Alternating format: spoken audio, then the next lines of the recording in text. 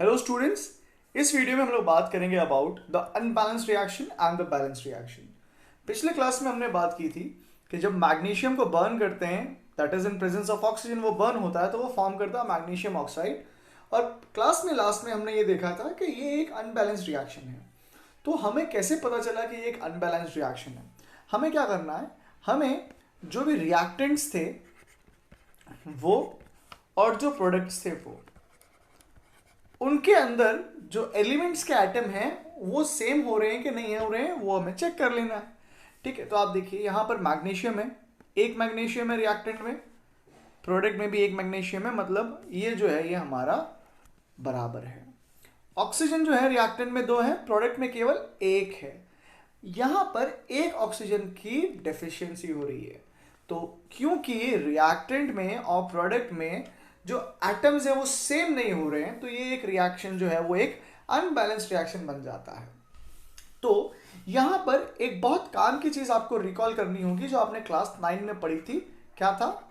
Law of conservation of mass. Law of conservation of mass, इसी के तर्ज पे आपने एक दूसरा लॉ पढ़ा है, law of conservation of energy. That is energy can neither be created not be destroyed. वैसे यहां पर मास can neither be created, mass can neither be created nor be destroyed. It cannot be created nor be destroyed. अब ये मास जो बन रहा है या डिस्ट्रॉय होने की हम बात कर रहे हैं, वो कब होगा? During a chemical reaction. किसी केमिकल रिएक्शन के दरमियान नया मास न तो बनता है ना तो डिस्ट्रॉय होता है। उसका मतलब क्या है? उसका मतलब क्या है? उसका मतलब है total mass is conserved. Total mass of the system is conserved.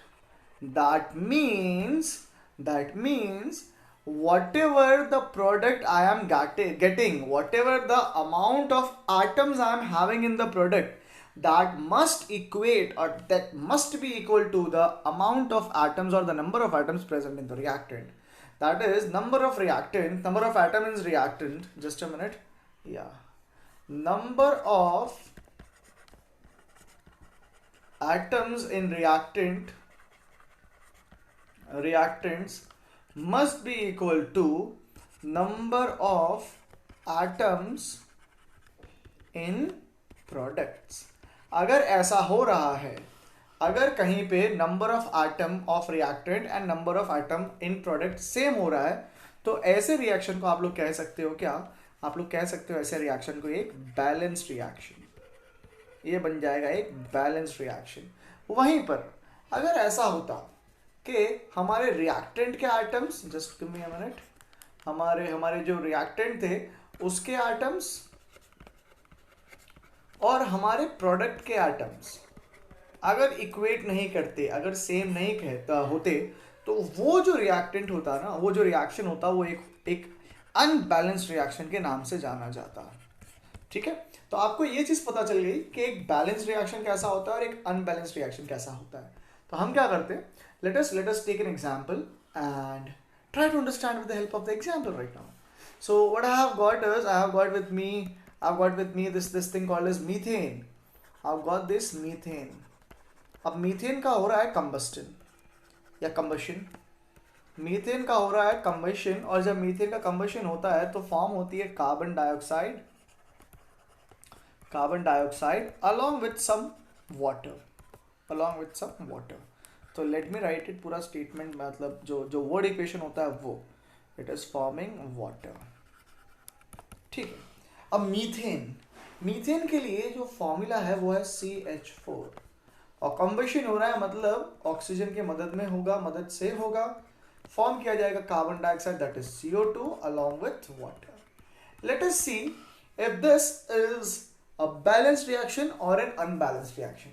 तो आपको क्या करना है, आपको टेबल बना लेना है, और उस टेबल में आपने क्या कर देना है, just give me a minute यार, आपने क्या कर देना है, आपने बना देना है टेबल,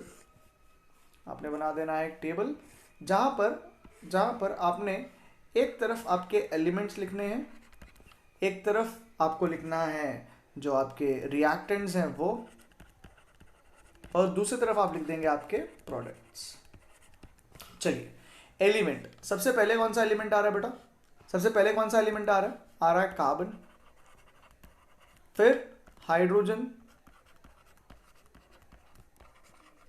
फिर ऑक्सीजन, ऑक्सीजन। ठीक है, चलिए रिएक्टेंट के अंदर कितने कार्बन है और प्रोडक्ट के अंदर कितने कार्बन है काउंट करते हैं। देखिए कार्बन सिर्फ इस मीथेन में है, C1, मतलब रिएक्टेंट में एक कार्बन हो गया। प्रोडक्ट में कितना कार्बन है? इस कार्बन डाइऑक्साइड में एक कार्बन है, यहां पर तो है ही नहीं, तो एक हमारा कार्बन प्रोडक्ट में हो गया। तो आप देखिए रिएक्टेंट में कार्बन और प्रोडक्ट में कार्बन सेम है, मतलब यहाँ पे हमें अपना दिमाग नहीं लगाना है, ये जो है ये जो आइटम है दोनों तरफ बैलेंस है। एलिमेंट जो है कार्बन वो रिएक्टेंट और प्रोडक्ट में दोनों ही में सेम है। हाइड्रोजन, हाइड्रोजन कहाँ देखने मिल रहा है? केवल मीथेन में। कितना देखने मिल रहा है? 4। ठीक है, ऑक्सीजन है यहाँ पे हाइड्रोजन नहीं है तो इसको बात नहीं करेंगे। कार्बन डाइऑक्साइड है, इधर भी हाइड्रोजन नहीं है। ठीक है, हाइड्रोजन दूसरा कहाँ पर है? आपके प्रोडक्ट में, इस वाटर में। यहाँ पर कितना है? 2। आप देखिए इस रिएक्टेंट में और इस प्रोडक्ट में क्या number of element number of atom same हो रहे हैं? सेम हो रहे हैं? नहीं हो रहा है। मतलब यहां पे हमें क्या करना पड़ेगा, समझ जाना है कि ये एक अनबैलेंस रिएक्शन है, और अनबैलेंस रिएक्शन है तो आगे चल के हम समझेंगे कि इसे बैलेंस कैसे किया जाए। ठीक है, ओके। ऑक्सीजन पे आइए, count the number of oxygen. यहां पर 2 है, you don't have any oxygen in here, right? यहां पर कार्बन डाइऑक्साइड के अंदर 2, पानी के अंदर 1, तो प्रोडक्ट में हो गए 3 ऑक्सीजन। यहां पर भी आप देख रहे हो कि ऑक्सीजन दोनों तरफ सेम नहीं है, मतलब ये भी बैलेंस रिएक्शन नहीं है। तो आपने क्या करना है, आपने number of atoms of product and number of atoms of reactant को काउंट करना है। अगर दोनों सेम हो जाएंगे तो वो क्या हो जाएगा? वो हो जाएगा एक बैलेंस रिएक्शन। और अगर दोनों सेम नहीं हो पाए तो वो क्या हो जाएगा? वो हो जाएगा एक अनबैलेंस रिएक्शन। एक और बार दूसरा एग्जांपल लेके प्रैक्टिस कर लेते हैं और हमारा जो अंडरस्टैंडिंग है उसको और पुख्ता बनाते हैं। हमने क्या लिया? हमने लिया जिंक, हमने ली सल्फ्यूरिक एसिड। जिंक का रिएक्शन हुआ सल्फ्यूरिक एसिड के साथ में, तो जिंक और सल्फ्यूरिक एसिड जुड़े, एरो बनी है। एरो बनी है मतलब रिएक्शन जो है वो फॉरवर्ड डायरेक्शन में जाएगा, दैट इज रिएक्टेंट से सिर्फ और सिर्फ प्रोडक्ट बनेंगे। प्रोडक्ट में क्या बनके तैयार हुआ आपके पास तैयार हुआ जिंक सल्फेट प्लस हाइड्रोजन। ठीक है, ये जो आपने लिखा है ये वर्ड इक्वेशन लिखा है। अब मैं इसका सीधा सीधा रिएक्शन लिख देता हूं। जिंक का फॉर्मूला है मेरे पास Zn, सल्फ्यूरिक एसिड का फॉर्मूला होता है H2SO4, राइट? फॉरवर्ड रिएक्शन है, फॉर्म हो रहा है zinc sulphate, that is ZnSO4 along with H2। क्या करेंगे? फिर से टेबुलर फॉर्म में इसको ले जाएंगे। तो भाई साहब टेबल बना लेते हैं जल्दी जल्दी अपने। ठीक है, यहाँ पे मेरे एलिमेंट्स हो गए, यहाँ पे मेरे रिएक्टेंट आ गए, यहाँ पे मेरे प्रोडक्ट्स आ गई हैं। ठीक है, देखिए एलिमेंट कौन सा है बेटा? जिंक, तो लेट अस राइट जिंक। दूसरा हाइड्रोजन, तो यहाँ पे मैं H लिख देता हूँ। सल्फर है और ऑक्सीजन है। All right. So if we can take a moment and count the number of zinc in the reactant, you will find there's only one zinc in the reactant. In the products also you got one zinc only.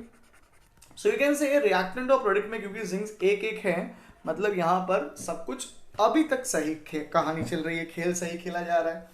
Hydrogen count करेंगे हम लोग। Reactant में हमको 2 hydrogen दिख रहा है, product में भी 2 हाइड्रोजन दिख रहा है, मतलब दोनों तरफ से बराबर काम हुआ है।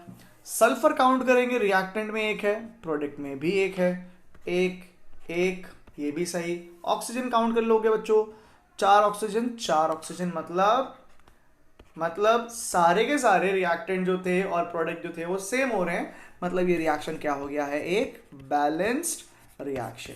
तो हमको ये पता चल गया कि कोई रिएक्शन अनबैलेंस है तो कैसे फाइंड करना था, कोई रिएक्शन बैलेंस है तो कैसे फाइंड करना है। ठीक है ना, कैसे करना है, और ये सब हमने क्यों किया, हमने हमने फॉलो करा था, हमने फॉलो करना था law of conservation of mass. ठीक है।